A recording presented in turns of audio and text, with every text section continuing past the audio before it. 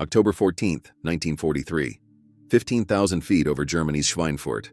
A German fighter pilot made what appeared to be another ordinary entry in his logbook, the pencil scratching across the aged leather.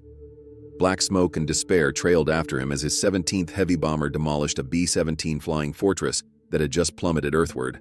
He observed the remaining fortresses struggling to hold their formation through the canopy of his Focke-Wulf 190, their gunners frantically firing streams of .50 caliber rounds into the empty sky where German planes had been just seconds earlier. Combat in the air has straightforward and brutal mathematics. Before the bomber gunners could react properly, German fighters could choose their time, hit from the sun and flee. The American bombers were just costly targets without fighter support. That morning, two 91 B-17 Flying Fortresses had entered German airspace in an effort to demolish Schweinfurt's ball-bearing industries. By sunset, 60 would never make it back to England, and 17 more would be so severely damaged that they would be written off when they landed. It was dubbed a turkey shoot by the Luftwaffe. The deadliest day in the 8th Air Force's history was dubbed Black Thursday by the Americans. Both sides were unaware that this would be one of the final German victories. Everything would alter in 4 months. According to recorded accounts, Oberleutnant Hans Philipp, who would go on to claim 206 victories before his death in October 1943, explained the strategy as follows. "We tracked the bomber streams on radar, calculating exactly where their escorts would turn back." Luftwaffe pilots referred to the point where Allied fighters turned back as the golden moment. "We jumped as soon as the small pals departed." The bombers were aware of the impending event. They tightened their formations, as you could see. A lethal arithmetic was produced by the escort restriction. A B-17 formation may only get fighter protection for 90 minutes during 4 hours of combat over hostile territory. While the bombers were limping homeward, German fighters could attack, land, refuel, rearm, and attack again.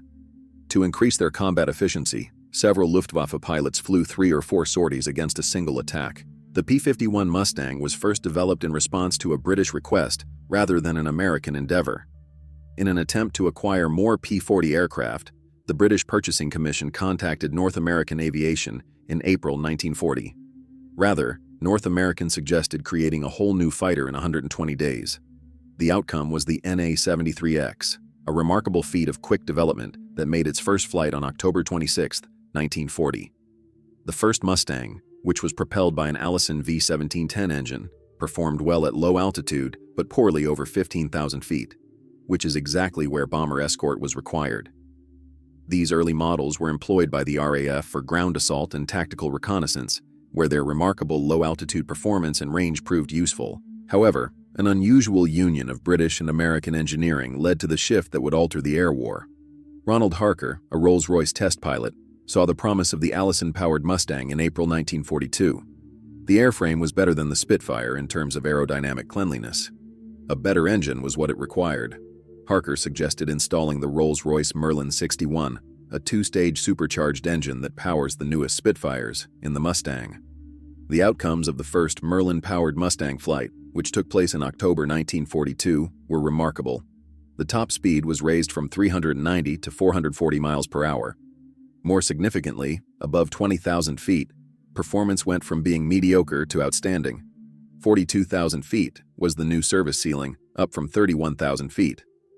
The combination of British engine technology and American mass production capabilities produced something that neither country could have done on its own.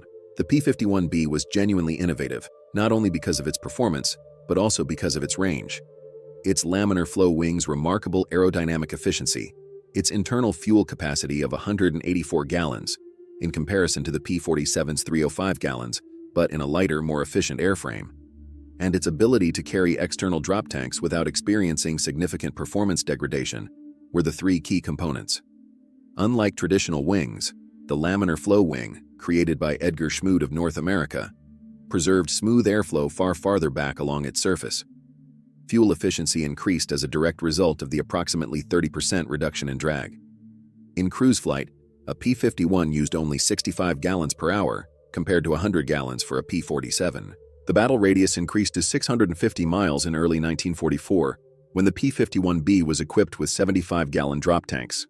When 108-gallon tanks were first launched in March 1944, their range was 850 miles, which was sufficient to get to Berlin, fight for 20 minutes, and then return to England. This combination of range and performance was unmatched by any other single-engine fighter in the world. In late 1943, German fighter pilots had every reason to be optimistic.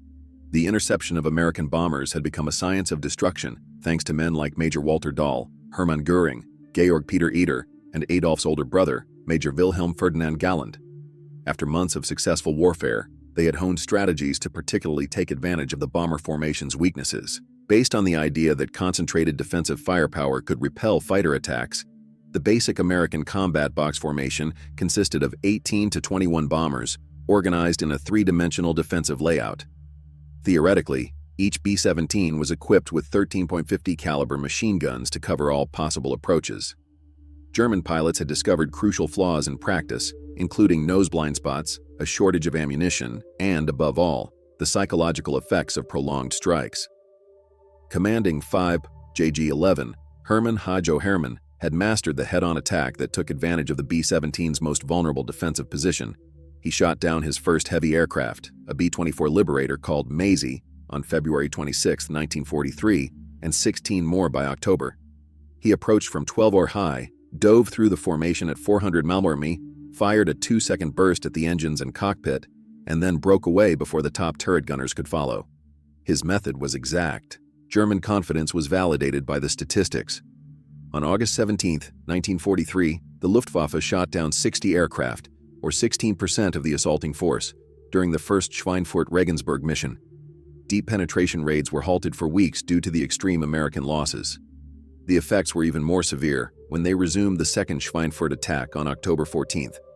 In a single day, nearly 600 aircrew were killed or captured, and 77 aircraft were lost or written off. 2.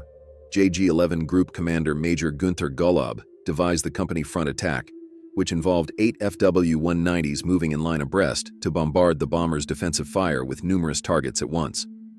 The psychological effects were disastrous. With 8 planes coming at a combined closing speed of 600 Malmormi, American gunners had only a few seconds to select targets and frequently fired aimlessly in their fear. American vulnerability stemmed from basic physics. In 1943, there were no Allied fighters with the range to accompany bombers all the way into Germany.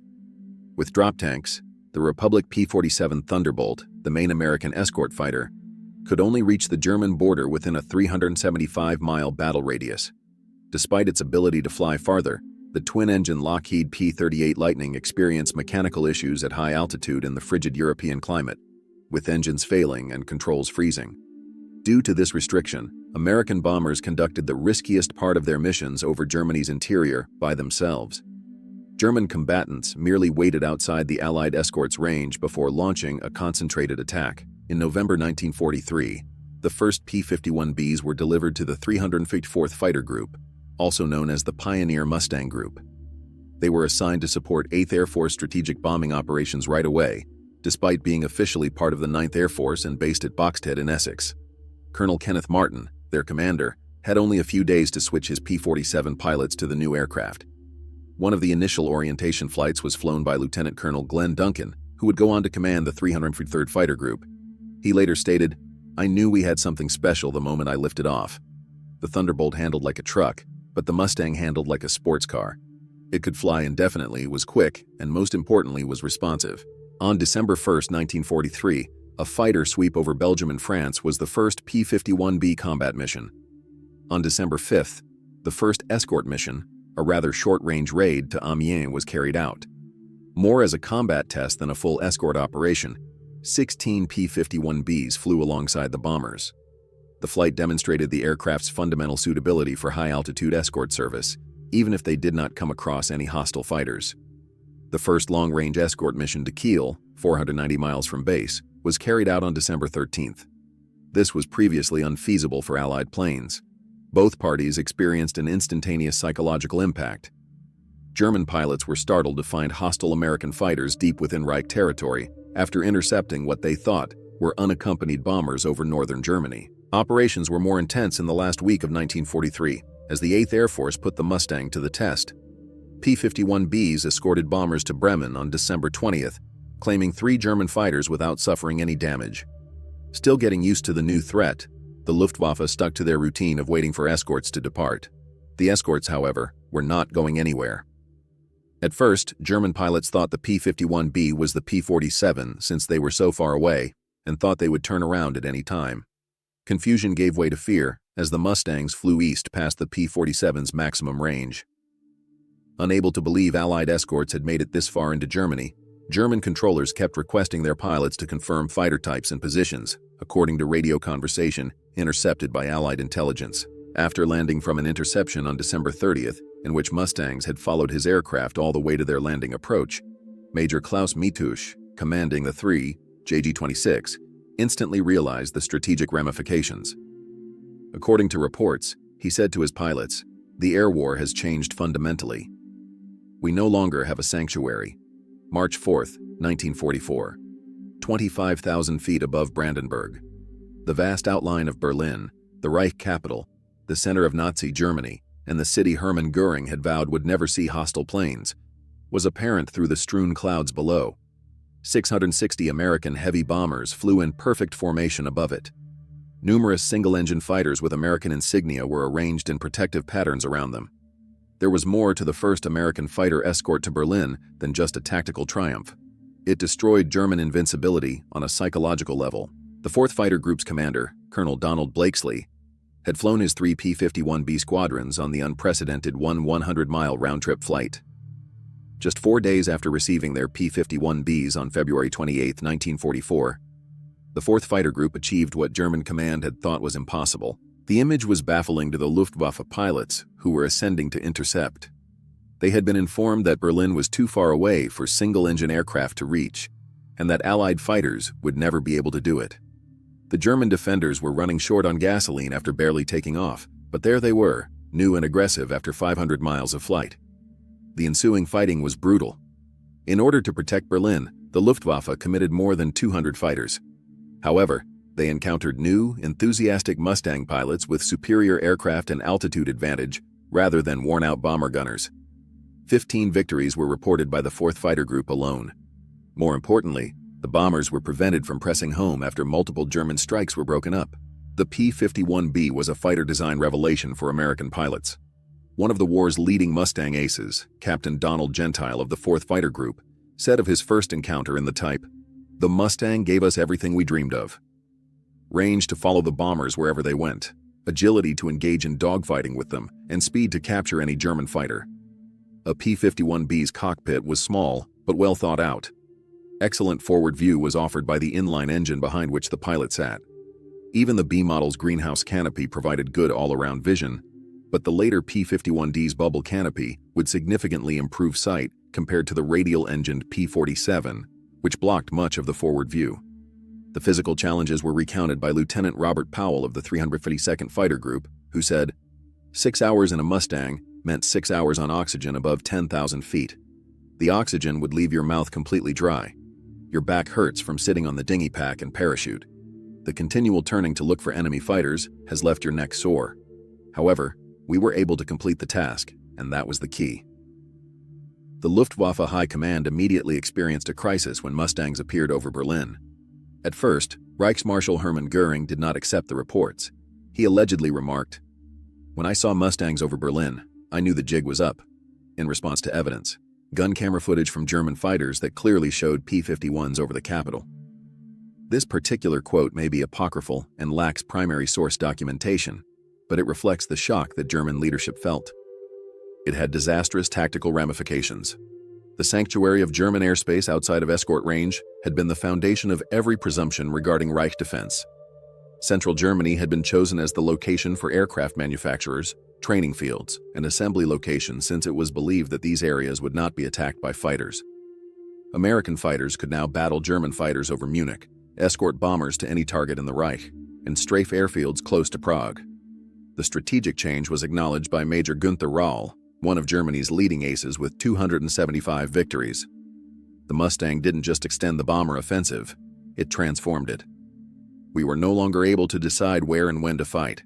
They presented the fight to us whenever they wanted, and according to their conditions. The Luftwaffe made a number of tactical attempts. They created Sturmgruppen, which are heavily armored and armed FW-190s that can breach fighter screens and launch close-range attacks on bombers. However, agile Mustangs found it easy to take down these sluggish assault fighters. The American fighters possessed the numbers and performance to withstand even the Germans' attempts at mass attacks, in which whole groups attacked at once.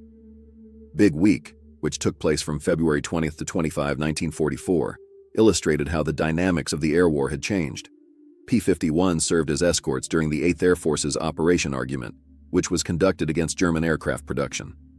The Americans conducted 3,300 bomber and 3,673 fighter sorties in 6 days, destroying almost 500 German planes while losing 226 bombers. More importantly, the Luftwaffe lost pilots that could never be replaced.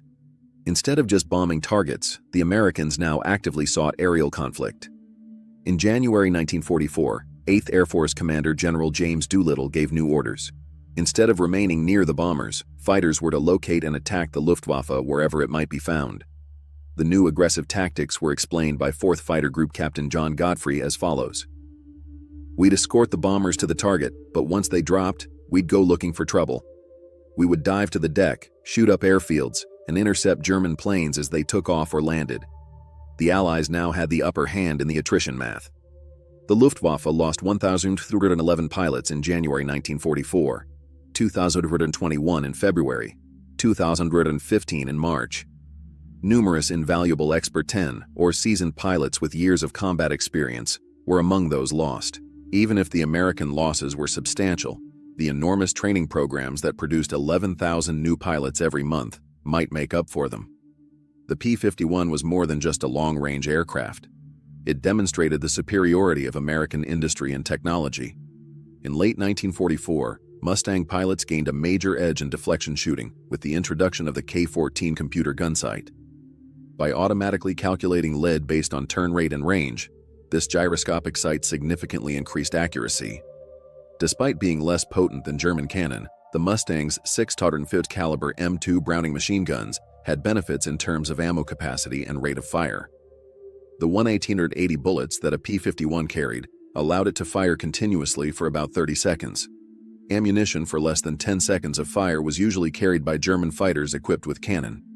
American pilots could afford to fire in an extended dogfight. Pilots from Germany couldn't. The qualitative difference was highlighted by Major Heinz Bear, one of Germany's finest aces with 220 victories. The Mustang was not just another fighter. It was a system of weapons. It was designed with its mission in mind. We had great airplanes, but none that brought everything together so well. Human misery on a never-before-seen scale was hidden behind the statistics. In temperatures as low as 50-degree fall, young soldiers from both sides, many of whom were still in their teens, engaged in valiant combat 6 miles above the ground. The fortunate ones perished right away. Others suffered terrible burns, painful cannon shell amputations, or gradual demise in bullet-riddled parachutes.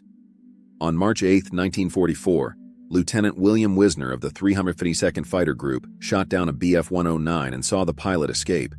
He was burning, then his parachute opened. As he fell, I could see him attempting to extinguish flames on his flight suit. Nobody could do anything about it. In 1943, we were knights of the air, jousting with bombers in something approaching fair combat, said German pilot Walter Schuck of JG-7, describing the evolving character of warfare.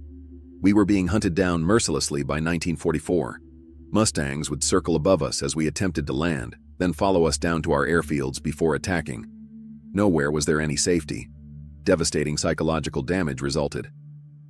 By the middle of 1944, Luftwaffe pilots, who had been self-assured in 1943, had grown more fatalistic. Deepening anguish was revealed in letters home that were kept in archives despite being censored by German officials. "We depart knowing that the majority of us won't return," one pilot wrote in April 1944. "There are Americans everywhere, always above us, always with more bullets and fuel." The Mustang's range allowed for a deliberate operation that would systematically destroy oil production as spring gave way to summer in 1944, so crippling the German war machine. Previously beyond of escort range, the synthetic oil plants at Leuna, Pulitz, and Brooks were now regularly targeted with accurate attacks while fully protected by fighters. It had a disastrous effect on the Luftwaffe. From 175,000 tons in April 1944 to 30,000 tons in July and only 10,000 tons in September, the amount of aviation gasoline produced decreased. Training flights were reduced and eventually stopped completely. In contrast to American pilots who had 300-400 hours of overall flight service, New pilots arrived at combat units with as few as 50 hours. We had the world's first operational jet fighter, the Me-262, capable of 540 millibackgranites, but we could barely fuel them for combat missions, explained Oberst Johannes Steinhoff, commanding JG-7, in his description of the dilemma. I looked on helplessly as Mustangs flew freely overhead, while dozens of these amazing planes remained motionless. Air superiority was completely reversed on June 6, 1944. Compared to 14,174 Allied missions over France on D-Day, the Luftwaffe was only able to complete 319 sorties. Over the assault beaches, only 2 German fighters were visible. Due to the supremacy that Mustangs and other Allied fighters had acquired, German aviation was essentially unable to resist the invasion's aerial cover. One of those 2 raids was flown by Oberleutnant Josef Pips Preeler, commanding JG-26, and his wingman Unteroffizier Heinz Knoke. Preeler subsequently referred to the operation as suicide disguised as duty after they made a single strafing run along Sword Beach, and they only escaped because Allied fighters were too shocked to react to the lone pair of FW-190s. The Mustang was used for active fighter bombing in addition to escort duties. P-51 pilots mastered the art of train busting, which involves using their 50 caliber guns to demolish trains. In addition to its weapons, a Mustang could carry 10 5-inch rockets or 2 500-pound bombs, making it a powerful ground attack aircraft. With the 357th Fighter Group, Captain Charles Chuck Yeager flew P-51s and would go on to break the sound barrier. In a single mission on October 12, 1944, he shot down 5 Bf-109s. "We went from protecting bombers to attacking anything that moved," he said, describing the moral ambiguity. Knowing that trains might be transporting civilians, we would strafe them. The conflict was all out, and we were able to carry that fight any place in Germany thanks to the Mustang. The groundbreaking jet fighters, the Messerschmitt Me-262 and the rocket-powered Me-163 Comet, were Germany's technological reaction. The Me-262, which could reach speeds of 540 mph, outperformed the P-51D by almost 100 mph. It could cut through bomber formations and get away before Mustangs could react if piloted by someone with experience. Even these technological wonders, however, were unable to turn the tide. Flying a Me-262 with JV-44 in 1945, Adolf Galland shot down 7 planes, but realized it was pointless. "We were like a few tigers facing hundreds of wolves." The Americans possessed 50 Mustangs for every Me-262, and Mustangs could hover over our airfields and strike jets during takeoff and landing when they were most vulnerable. Due to their temperament, the jet engines of 1944 and 1945 needed large runways and precise throttle control. Pilots of Mustangs learned to take advantage of these flaws. On October 7, 1944, Lieutenant Urban Ben Drew of the 361st Fighter Group caught 2 Me-262s in the landing pattern and shot them down. Fuel-starved and throttled down for landing, the jets could do nothing to stop the diving Mustangs. Germany was unable to calculate the arithmetic of air combat by early 1945. During the war, the U.S. produced 15,286 P-51s, of which about 8,000 were used in Europe. The 8th Air Force alone flew over 1,000 aircraft at its height in March 1945, operating 14 fighter units mainly outfitted with Mustangs. In contrast, the Luftwaffe could possibly assemble between 300 and 400 operational fighters per day, dispersed throughout the Reich. Many never flew due to fuel constraints. Those that did were frequently operated by teams with little experience because to a lack of pilots. This imbalance was reflected in the kill ratios. Mustang pilots were reporting 10 wins for every defeat by 1945. At the end of the war, Lieutenant Colonel John Meyer, who commanded the 352nd Fighter Group, achieved 24 aerial victories with Mustangs. By 1945, he noted, "It was execution, not combat. We would locate German airfields, fly over them, and shoot down anyone attempting to land or take off." The Mustang had turned Germany into a battlefield. Captured Luftwaffe pilots testified candidly about the Mustang's influence after the war. The P-51 was possibly the most important fighter aircraft of World War II. "Until it appeared, we had controlled the timing and tempo of air battles over Germany," stated General der Jagdflieger Adolf Galland in his memoirs. "We never regained the initiative after it arrived." "The Mustang killed the Luftwaffe," said Major Heinz Knoke, who survived the war with 33 victories. "The bomber offensive, no, not the invasion." However, that fighter was able to fly to and from Poland. "In 3 months, we transitioned from predators to prey." The testimonies of younger pilots who joined battle late in the conflict were perhaps the most moving. They faced seasoned American pilots in better aircraft on their initial flights, which they flew with no instruction. According to one pilot who was captured, "I completed 55 hours of flight time on my first combat mission in November 1944. I spotted Mustangs for the first time on my third mission. They were everywhere. At that moment, I realized that we had lost the sky itself in addition to the fight." The Mustang's impact went far beyond winning battles.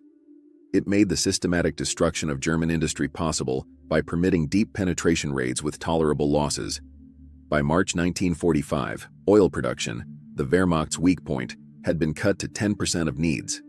Because of the disruption to the transportation system, troops, supplies, and raw materials could not move. Despite being kept at high levels through dispersal, the manufacture of aircraft lost all purpose when there was no fuel to operate the aircraft or skilled pilots to operate them. The P-51 was the decisive weapons system of the European Air War, said General Carl Spaatz, who commanded the U.S. strategic air forces in Europe. It enabled the invasion of Europe, the daylight bombing campaign, and the methodical devastation of German military might. In addition to strategic effects, there was significant human change. If they survived the war, German pilots who had gone into battle in 1943 as self-assured fighters came out of it as different people.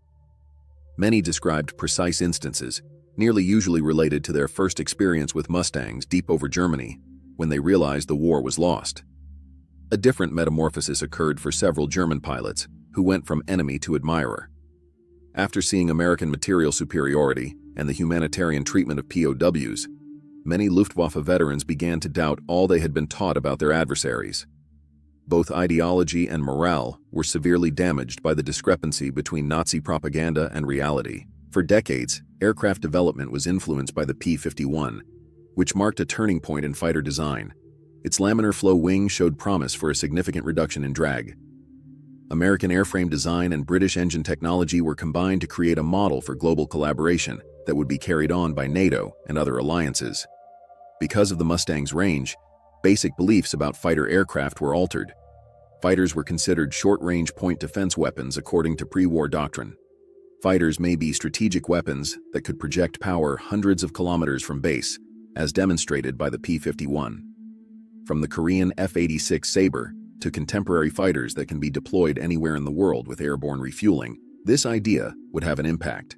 The final Mustang impact numbers are astounding. 15,186 Mustangs were built overall. 4,150 enemy aircraft were destroyed in European air warfare. 4,131 enemy aircraft were destroyed on the ground. 9,254 locomotives were destroyed. Over 213,873 combat sorties were conducted. 1,134,420 hours of combat. 2,520 is the operational loss. In air combat, the kill-to-loss ratio surpassed 11.1, which is unprecedented in aerial warfare. However, data alone are insufficient to gauge the actual impact. The Mustang allowed the invasion of Europe, shattered the will of the Luftwaffe to fight, and cut the war short by months or even years. With astonishing speed, the Germans went from laughing at unaccompanied bombers to total aerial powerlessness. The Luftwaffe ruled the skies above Germany in October 1943, destroying bombers whenever they pleased. Bombers were being escorted to Berlin by Mustangs by March 1944.